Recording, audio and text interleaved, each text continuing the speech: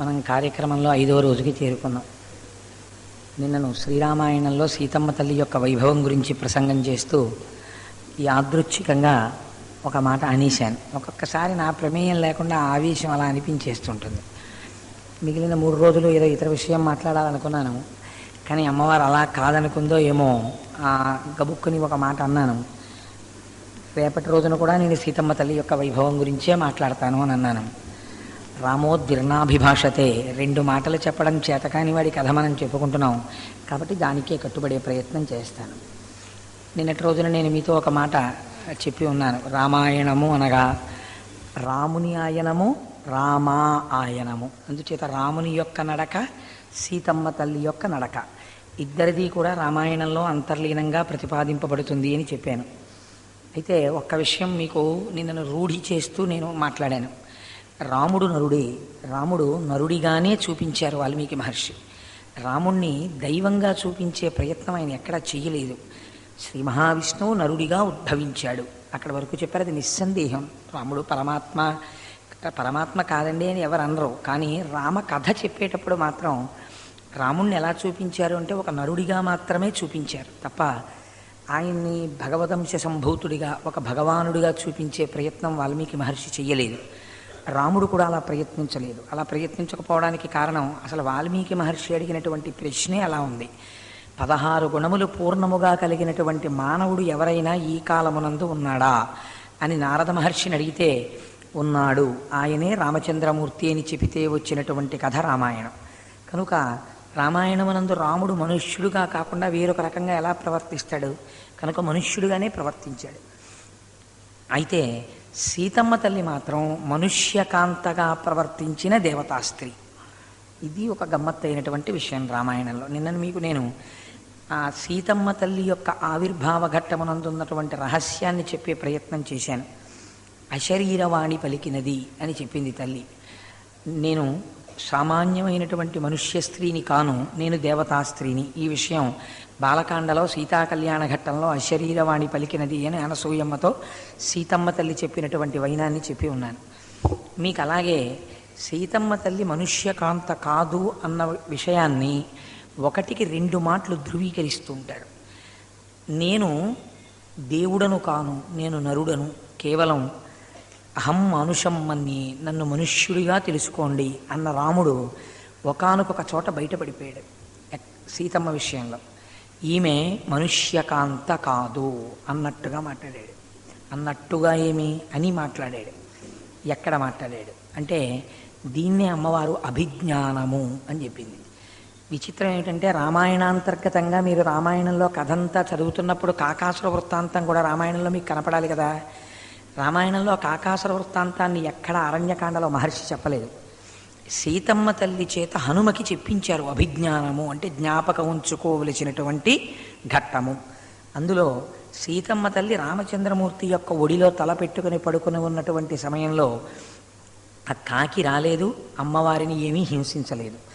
కానీ మళ్ళీ సీతమ్మ తల్లి నిద్రలేచి కూర్చున్న తర్వాత సీతమ్మ ఒడిలో రామచంద్రమూర్తి నిద్రపోతున్నప్పుడు నిద్రిస్తున్న రాముని యొక్క ముఖారవిందము యొక్క సౌందర్యము చేత తృప్తి పొంది ఉన్నటువంటి అమ్మవారి వక్షస్థలం మీద వాలినటువంటి కాకి, ఆయన సాక్షాత్ ఇంద్రుడి కుమారుడు కాకాసురుడు, వాలి అమ్మవారి వక్షస్థలం మీద గాయాన్ని చేశాడు. చేసి ఆ మాంసాన్ని పీక్కుని తింటున్నాడు. బహుశా నాకైతే అనిపిస్తుంది రావణాసురుడు కూడా ఇంతటి దారుణం చేయలేదు. కాకాసురుడుతో చేసినటువంటి దారుణం రావణుడు చేయలేదు. కానీ కాకాసురుడు బ్రతికిపోవడానికి కారణం ఆనాడు రాముడి పక్కన సీతమ్మ ఉండడం చేత బతికాడు కాకాసురుడు. అప్పుడు ఆవిడ శరీరము నుంచి కారినటువంటి రక్త బిందువులు రాముడి యొక్క నుదుటి మీద పడ్డాయి. నుదుటి మీద ఎప్పుడైతే తడిగా రక్త బిందువులు పడ్డాయో రాముడు నిద్రలేచాడు. నిద్రలేచి ఆ నిద్రలో వెంటనే ఒక మాట అన్నాడు. సీతమ్మ వంక చూశాడు, గుండెల్లోంచి నెత్తురు కారుతోంది. ఎవరు గాయించేశారు అని చూశాడు. ఎదురుగుండా కాకి కూర్చుని ఉంది, దాని ముక్కుకి మాంసం అంటుకుని ఉంది, ముక్కుకి నెత్తురు అంటుకుంది, కాలి గోళ్ళకి నెత్తురు అంటుకుని ఉంది. ఆయన అన్నాడు, కక్రీడతి సరోషేణ పంచవక్త్రేణ భోగినా అన్నాడు. ఎవరురా 5 తలల పాముతో చెలగాటమాడుతున్నవాడు అన్నాడు. ఆవిడ 5 తలల పాము ఏమిటండి, ఎవర్రా మా ఆవిడతో చెలగాటం ఆడుతున్నవాడు అనాలి. లేకపోతే ఎవర్రా ఈ రాజపుత్రితో చెలగాటం ఆడుతున్నవాడు అనాలి. ఇంకా ఆయనకి మర్యాద అనిపిస్తే ఎవరి అయోనిజతో చెలగాటం ఆడినవాడు అనాలి. ఎవరి 5 తలల పావుతో చెలగాటం ఆడినవాడు అనడం ఏమిటి? 5 తలల పావుగా రాముడు ఎప్పుడైనా చూశాడా సీతమ్మని? భార్యాపతి మనువ్రత, ఎంతో మర్యాదతో ఆయన్ని అనువర్తించిన తల్లిని పట్టుకుని నిద్రలో లేచి 5 తలల పావుతో ఆటాడిన వాడెవరు అంటాడా?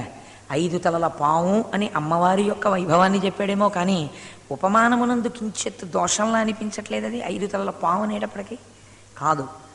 5 తలల పావు అని రాముడు సీతమ్మని పిలవడం వెనకాతల ఒక పెద్ద రహస్యం ఉంది.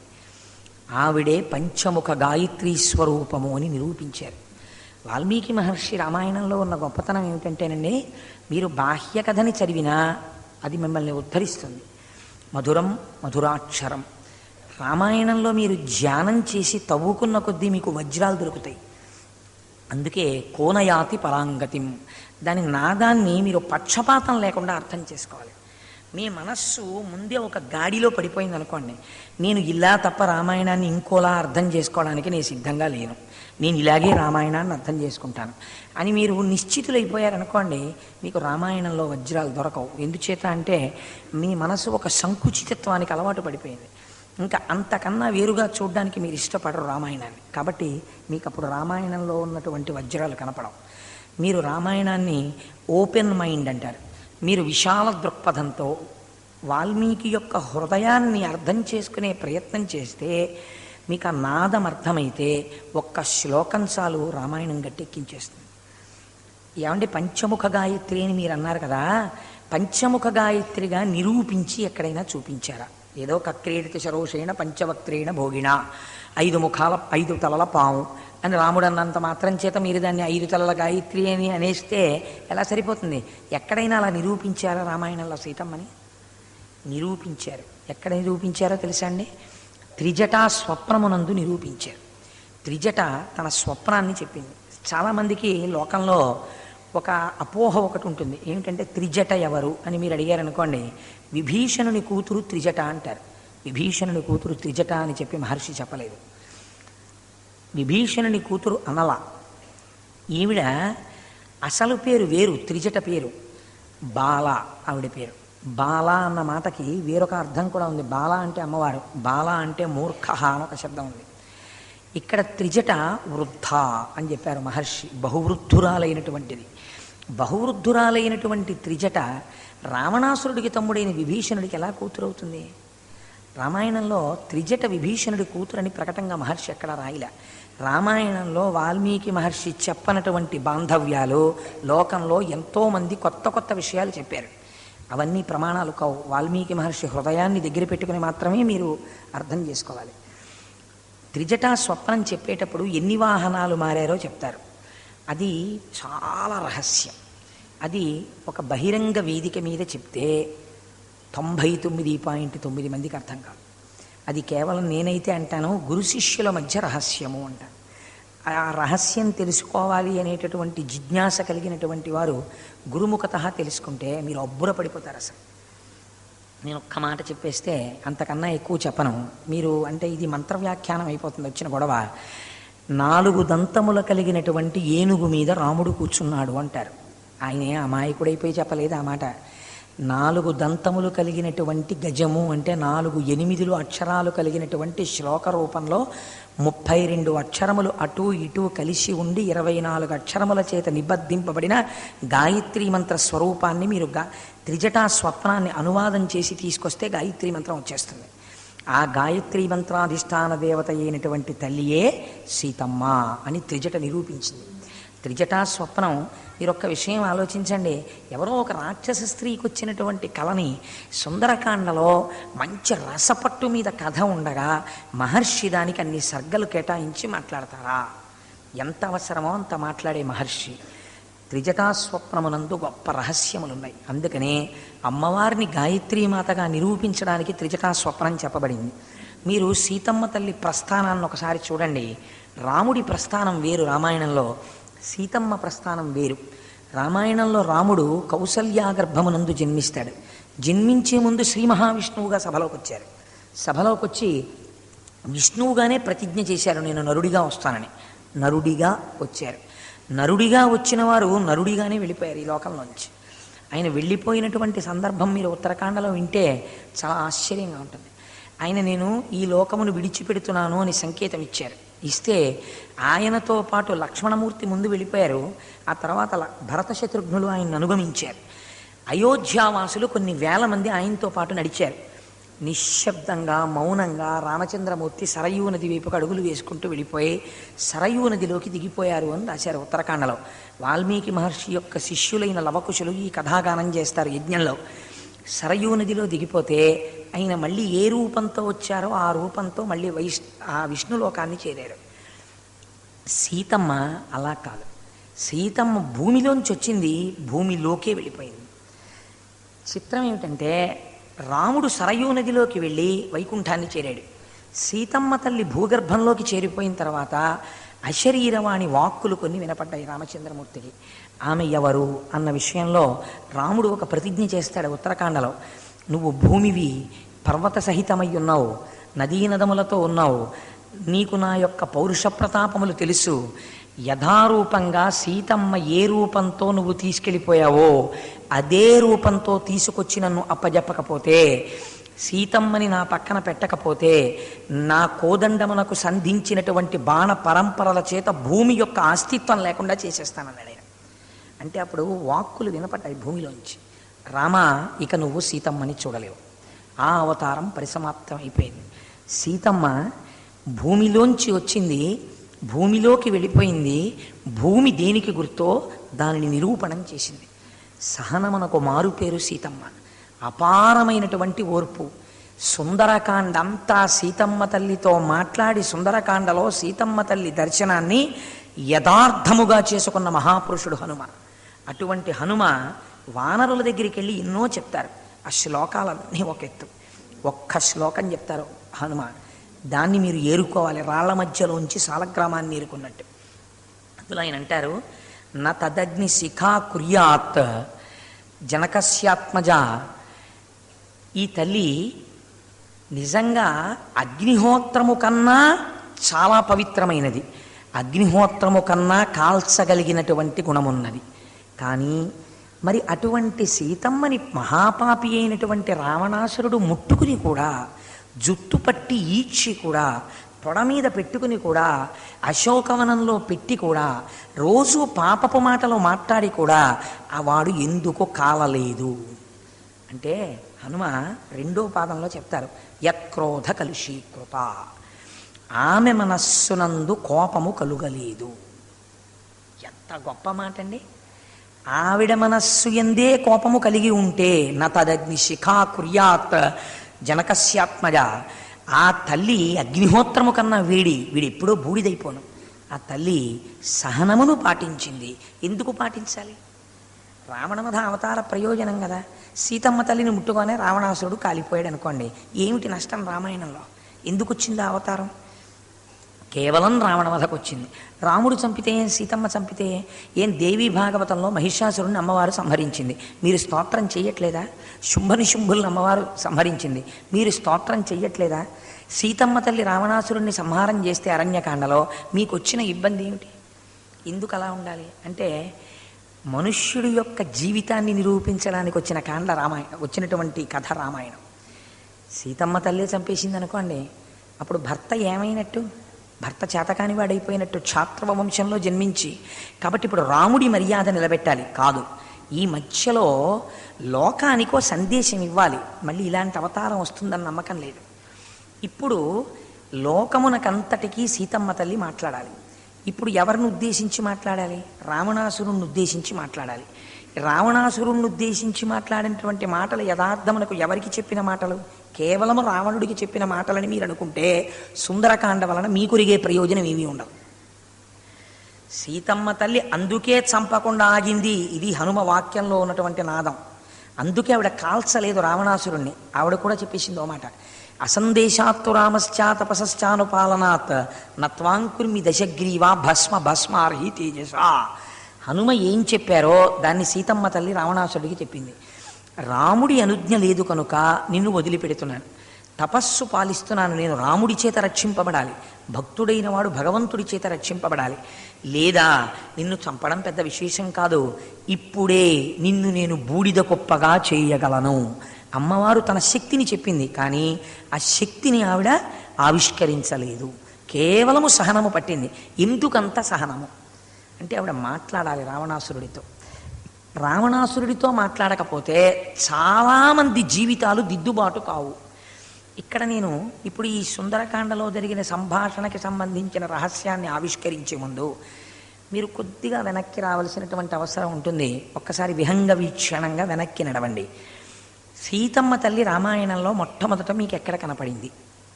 చాలా సర్గలు దాటిపోవాలి బాలకాండలో.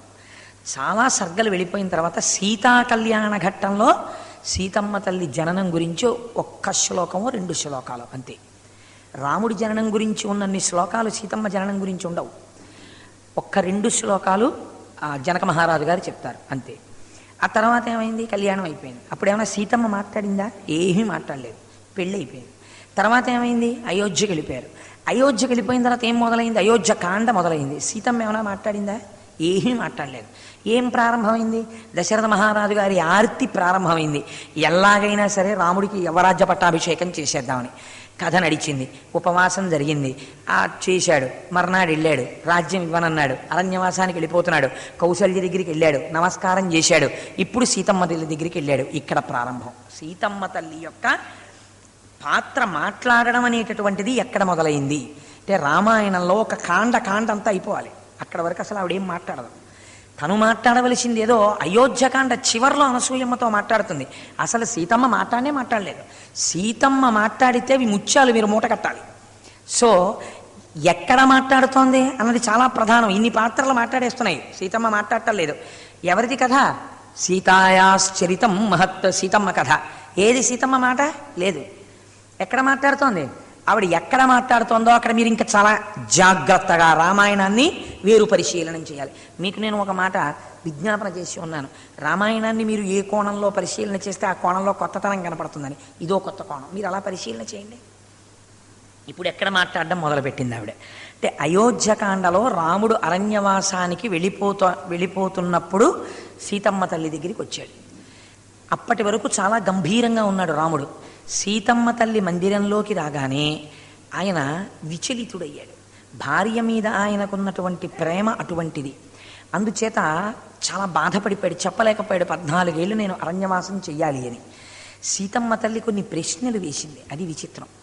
రామ, మీ మీద పురోహితులందరూ యవ్వరాజ్య పట్టాభిషేకం చేసినప్పుడు ఆశీపూర్వకంగా ఉంచినటువంటి అక్షతలు మీ తల మీద కనపడాలి కదా, కనపట్టలేదే. మీ వెనక శ్వేత ఛత్రం రావాలి కదా, కనపట్టలేదే. మీరు ఏనుగు మీద రావాలి కదా, రాలేదే. మీ ముందు వందిమాగదులు ఉండాలి కదా, లేరే. మీ ముఖం ఎందుకు అలా విషణ్ణంగా ఉంది, మీరు ఎందుకు అలా ఉన్నారు? ఈ ప్రశ్నలన్నీ ఎవరివో తెలుసా అండి? సీతమ్మవి. రాముడు ముందొచ్చి సీత నేను అరణ్యవాసానికి వెడుతున్నానని చెప్పలేదు. మిగిలిన పాత్రల దగ్గరికి కూడా వెళ్ళాడు రాముడు. కౌసల్య దగ్గరికి వెళ్ళాడు. అమ్మ ఆవిడ దగ్గరికి వెళ్ళినప్పుడు రామ అలా ఉన్నామే అని కౌసల్య అడగలేదు, తానే చెప్పాడు. నేనమ్మ 14 ఏళ్ళు అరణ్యవాసానికి వెడుతున్నాను. సీతమ్మ తల్లి దగ్గరికి వస్తే ఇన్ని ప్రశ్నలు ఆవిడ అడుగుతోంది, రాముడు మాట్లాడటలేదు, సీతమ్మ మాట్లాడుతోంది. అంటే మీరు ఒక్క విషయాన్ని జ్ఞాపకం పట్టాలి. ఇక్కడ సీతమ్మ మాట్లాడుతున్నా, ఇన్ని ప్రశ్నలు అడుగుతున్నా రాముడు జవాబు చెప్పలేని స్థితిలో ఉన్నాడు. అంటే 14 ఏళ్ళు అరణ్యవాసం చెయ్యడం అన్న మాట కష్టంగా తోచింది రాముడి మనసులో ఎప్పుడైనా ఉంటే సీతమ్మకి చెప్పినప్పుడే. ఎందుకు ఉండాలి అలాగా అంటే 14 ఏళ్ళు అరణ్యవాసం చెయ్యాలని సీతమ్మ దగ్గరికి రాముడు వచ్చినప్పుడు సీతమ్మని తీసుకువెడతానన్న దృష్టితో రాముడు రాలేదు, నేను వెడతాను అన్న దృష్టిలో ఉన్నాడు. 14 ఏళ్ళు ఇటువంటి భార్యని విడిచి నేను ఉండగలనా? అందుకని నేను 14 ఏళ్ళు అరణ్యవాసానికి వెళ్ళిపోతున్నానన్న మాట రాముడు చెప్పలేకపోయాడు అసలు సీతమ్మ తల్లితో. ఇన్ని ప్రశ్నలు ఆవిడ అడిగింది. ఎవరు రాముడు? రాముడు పుట్టిందే నవమి. ఇది ఆశ్చర్యం రామాయణంలో. మీకు రేపు చూపిస్తాను దాని గొప్పతనం ఏమిటో. నవమి మీరు చూడండి, ఎంత పెట్టి హెచ్చవేయండి మళ్ళీ 9లోకే వస్తుంది. 9 1 9, 9 2 18, 8 1 9, 9 3 27, 7 2 9, 9 4 36, 3 6 9, 9 5 45, 4 5 9 ఇలా. అంటే కష్టాలు రానివ్వండి, సుఖాలు రానివ్వండి, కోపాలు రానివ్వండి, తాపాలు రానివ్వండి, ఉద్ధానము రానివ్వండి, పతనము రానివ్వండి, రాముడు తన స్వస్వరూపము నుంచి వైక్లభ్యమును పొందడు, మళ్ళీ తిరిగి ఎక్కేస్తుంటాడు. ఎక్కి తన సహజ స్థితి ఎందు నిలబడిపోతుంటాడు. ఇది రాముడంటే. ఇలాంటి రాముడు ఎక్కడ మాట్లాడలేకపోయాడు? సీతమ్మ ముందు మాట్లాడలేకపోయాడు. ఎందుకు మాట్లాడలేకపోయాడు అంటే రాముడి మనస్సు అంత గొప్పగా గెలుచుకున్న భార్య ప్రత్యేక సర్టిఫికెట్లు ఇవ్వరు మహర్షి. ఇది మీరు గమనించవలసిన విషయం. ఎంత గొప్ప తల్లిలో చూడండి ఆవిడ. ఇప్పుడు రాముడు అన్నాడు, ఆయన కొన్ని మాటలు చెప్పాడు. నన్ను మా నాన్నగారు సత్యము చేత బద్ధుడయ్యాడు, కైకమ్మ వరాలు అడిగింది, 14 సంవత్సరములు నేను అరణ్యవాసం చెయ్యాలి, నేను బయలుదేరుతున్నాను అంటూ ఒక చిత్రమైన విషయం చెప్పాడు ఆయన. అంటే రాముడి మనస్సు ఎంత స్వచ్ఛంగా ఉంటుంది. నిజంగా భరతుడు రాజు అవడం రాముడికి ఇష్టమేనా? ఒక్కొక్కరు చూడండి, మీరు కొంచెం కాఫీ తీసుకుందరు కానీ అన్నారు అనుకోండి మీరు, అంటే అబ్బాయి ఎందుకులేండి ఇప్పుడు అంటారు. అబ్బాయి ఎందుకులేండి ఇప్పుడు అన్న మాటలో మీరు ఇంకొక మాట అడిగితే మేము స్వీకరించడానికి సిద్ధంగా ఉన్నామని గుర్తు. బిబ్బాయి ఇప్పుడు తీసుకోనండి, అక్కర్లేదు, అన్ని మాటలు అలవాట్లేదు, మీరు ఇచ్చినట్టే నేను పుచ్చుకున్నట్టే, చాలా సంతోషం, అమ్మ శ్రమ తీసుకోకండి అన్నారు అందే, అది వేరు. అబ్బాయి ఎందుకులేండి ఇప్పుడు అన్నారు అనుకోండి, అంటే మీరు ఇంకొక మాట అడగవచ్చు, వాళ్ళు అవకాశం ఇచ్చారు. అబ్బాయి అలా కాదండి, మీరు మా ఇంటికి వచ్చి అదేంటి ఒక కప్పు కాఫీ కూడా తాగకుండా వెళ్ళిపోతే మా మనసు క్లేశం కలుగుతుంది కదా, ఇంచిత ఒక్క కప్పు కాఫీ తాగండి అని మీరు అన్నారనుకోండి, అమ్మ నాకు కొంచెం డికాషన్ ఎక్కువ ఉండాలంటాడు. అప్పుడు ఆయనకు కావలసిన డిమాండ్ కూడా ఆయన చెప్తాడు. అంటే ఆయన మానసికంగా కాఫీ తాగకుండా ఉండడానికి నిశ్చయం చేసుకుని ఉన్నవాడు కాడు, తాగడమే ఇష్టమైన వాడు. కానీ వాక్కు చేత త్రాగడం ఇష్టం లేని వాళ్ళ వద్దన్నవాడిలా ఉంటాడంతే. అంటే రుజుత్వము లేదు. రాముడికి కూడా రుజుత్వం ఉన్నదా లేదా? రాజ్యాన్ని వదలడంలో ఎక్కడ బయటపడాలి? ఇది ఎవరి దగ్గర మాట్లాడలేడో వాళ్ళ దగ్గర బయటపడాలి నిజం. ఇప్పుడు మాట్లాడుతున్నాడు భార్యతోటి. సీతమ్మతో ఒక శ్లోకం చెప్తాడు. మహర్షి రామాయణం అమృతపు ప్రవాహం అండి, నిగ్గు తేల్తాయి శీలాలు. ఆయన అంటాడు, విప్రియంన చ కర్తవ్యం భరతస్య కదాచన సహిరాజా ప్రభుశ్చైవ దేవస్య చ కులస్య చ. ఒకవేళ సీతమ్మ తల్లి గట్టిగా బతిమాలితే, లేకపోతే ఇంకెవరో ఏదో అంటే రాముడు మళ్ళీ రాజ్యం తీసేసుకోవడానికో, లేకపోతే ఏదైనా ఏమైనా అవకాశం దొరుకుతుందా పోనీ తప్పుకోవడానికని ఏమైనా ఆలోచనలో ఉన్నాడా? మీకు నిగ్గు తేల్చేస్తుంది ఈ శ్లోకం. ఆయన అంటాడు, సీత నేను అరణ్యవాసమునకు వెళ్ళిపోగానే ఇదే ముహూర్తానికి భరతుడికి యవరాజ్య పట్టాభిషేకం జరుగుతుంది, ఆయన రాజు అవుతాడు. ఇతపూర్వం ఆయన నీ మరిది, ఇప్పుడు కూడా మరిది. మరదియందు వదినకి ఒక స్వతంత్రం ఉంటుంది. ఎందుచేత అంటే వదిన దగ్గర మరిది కొడుకుతో సమానం కనుక అవసరమైతే ఒరే నువ్వు అనగలదు, లేకపోతే శాసించగలదు. కానీ వదినయందు మరిది అలా ఉండకూడదు, అది శాస్త్రమునందు దూష్యం. వదినయందు మరిది పరమ గౌరవ భావనతో ఉండాలి. ఎందుచేత అంటే అన్నగారి భార్య తల్లి, అన్నగారి భార్యతో మాట్లాడేటప్పుడు ఎంత స్వాతంత్రం ఉండి మరిది తన యొక్క పరిమితిని అతిక్రమించినా పాపభూయిష్టం అవుతుంది, తను పాపం మూట కట్టుకుంటాడు. వదిన మరిదిని పరిహాసం ఆడచ్చు, వదిన మరిదిని నువ్వోయ్ అనొచ్చు. ఇప్పుడు రాముడు అంటున్నాడు, విప్రియం చ కర్తవ్యం భరతస్య కదాచన సహి రాజా ప్రభుశ్చైవ దేవస్య చ కులస్య చ. ఇత పూర్వం ఇప్పుడు కూడా ఆయన నీ మరిది, నీ మరిది కాబట్టి నువ్వు ఒక కొడుకులా చూసుకున్నావు. ఒక కొడుకుని ఎంత స్వతంత్రంగా పలకరిస్తావో అలా పలకరించావు, అలా మాట్లాడావు. కానీ సీత ఇప్పుడు భరతుడు రాజు, యవరాజ్య పట్టాభిషేకం జరుగుతుంది. రాజు మనస్సుకి ఖేదం కలిగితే దాని పరిణామములు తీవ్రముగా ఉంటాయి. కాబట్టి మాటలు లెక్క కట్టి మాట్లాడు, చాలా జాగ్రత్తగా ప్రవర్తించు. భరతుడితో నా మరిది కదా అని తొందరపడి మాట్లాడవద్దు. చాలా గౌరవంతో ఎంతో అవసరమైతేనే భరతుడితో మాట్లాడు. భరతుడు యువరాజు అన్న విషయాన్ని దృష్టిలో పెట్టుకుని మాట్లాడుతుండు. ఈ శ్లోకం 2 విషయాలను ఆవిష్కరిస్తుంది. ఒకటి, రాముడు సీతమ్మని తీసుకెళ్ళడానికి సిద్ధంగా లేడు మనస్సులో. ఎందుకని? రామోద్విర్ణాభిభాషతే, లోపల ఒకటి పెట్టుకుని పైన ఒకటి మాట్లాడడం ఆయనకి రాదు. 2, రాముడికి ఒకవేళ ఏ కారణం చేతనైనా మళ్ళీ నేను యవరాజ్యం పొందేయడానికి అవకాశం ఉంటుందేమో అని కాఫీ ఇప్పుడు ఎందుకులేండి అలా మాట్లాడినవాడు కాడు. తండ్రిని సత్యమునందు నిలబెట్టడానికి, త్యాగము చెయ్యడానికి మనసులో సిద్ధపడిపోయినవాడు. ఈ 2 విషయాల్ని ఎలా చెప్పించాలి? నేను మీకు తరచూ చెప్తున్నాను, సర్టిఫికెట్లు ఇచ్చి మాట్లాడడం కావ్యం కాదు. కథారచన వెళ్ళిపోతుండాలి. మీరు ఏరుకోవాలి సాలగ్రామాలు, మీరు ఏరుకోవాలి రత్నాలు. శ్లోకం చదివి మీరు ఆగి ధ్యానం చేస్తుంటే మీకు రామాయణం కళ్ళ ముందు కనపడాలి. ఆహాహా ఏమి పాత్ర, ఏమి పాత్ర అని మీరు పొంగిపోవాలి. కాబట్టి ఇప్పుడు రాముడు ఈ మాట చెప్పగానే సీతమ్మ తల్లి ఆశ్చర్యపోయింది. ఏమిటి రామా, ఏదో మీరు ఒక్కరే అరణ్యవాసానికి వెళ్ళిపోతున్నట్టు, నేను అయోధ్యలో ఉండబోతున్నట్లు మీరు మాట్లాడుతున్నారు ఏమిటి, నేను మీతో వచ్చేస్తున్నాను అరణ్యవాసానికి అంది. అంటే ఇప్పుడు రాముడు ధర్మాన్ని మిలిపెట్టాడు, కష్టాన్ని మిలిపెట్టాడు, తన బాధ్యతలు మిలిపెట్టాడు, తన కర్తవ్యాన్ని మిలిపెట్టాడు. మిలిపెట్టి ఒక తాడు పేని సీతమ్మని కట్టడానికి ప్రయత్నించాడు. ఇలా ఎందుకు కట్టాడో ఆఖరణ చెప్పాడు. అది రాముడంటే అంత తేలిక కాదండి. ఉత్తరాఖండలో చూపిస్తాడు. భరతుడు తొందరపడి ఒక్క మాట అన్నాడు అంతే. ఓహో, అంత తెలివైన వాడివా అయితే నువ్వు వెళ్ళి పట్టాభిషేకం చేసుకున్నాడు. లెంపలు వేసుకుని భరతుడు అన్నాడు, నీ దగ్గర ఒక్క మాట ఎక్కువ మాట్లాడితే ఇలాంటి శిక్షలు పడతాయన్నాయా అన్నాడు. రాముడి దగ్గర ఇష్టం వచ్చినట్టు మాట్లాడకూడదు. అందుకే రామాయణం బాగా చదువుకున్న వాడికి అనవసరపు మాట మాట్లాడడం కూడా ఇష్టం ఉండదు. మౌనంగా ఉండి లేచి వెళ్ళిపోతాడు తప్ప మాట గౌరవం ఏమిటో, మాట విలువేమిటో రామాయణం బాగా చదువుకుంటే తెలుస్తుంది. రామాయణం బాగా చదివిన కొద్దీ మీకు ఎక్కువ మాట్లాడాలనిపించదు. ఎందుకు ఈ పొల్లు మాటలు అనిపిస్తుంది మీకు? అంత గొప్పగా ఉంటాయి రామచంద్రమూర్తి మాట్లాడితే. అందుకని ఆయన అన్నాడు, ఇప్పుడు మా నాన్నగారు అరణ్యవాసం చెయ్యాలి అని నిర్ణయం చేసింది కైకమ్మ వరం కోరింది, నా విషయంలో కోరింది. నవపంచచ వర్షాణి దండకారణ్యమాశ్రిత క్షీరాజన జటాధారీ రామో భవతు తాపస అభిషేక సమారంభో రాఘవస్యోపకల్ప్యతాం అనేనైవాభిషేకేన భరతోమభిషిచ్యతాం. ఈ 2 వరాలు. ఇందులో ఎక్కడ నీ గురించిన ప్రస్తావన లేదు. నన్నే అడిగింది కైకమ్మ. 14 ఏళ్ళు నేను అరణ్యవాసం చెయ్యాలి, భరతుడికి పట్టాభిషేకం జరగాలి.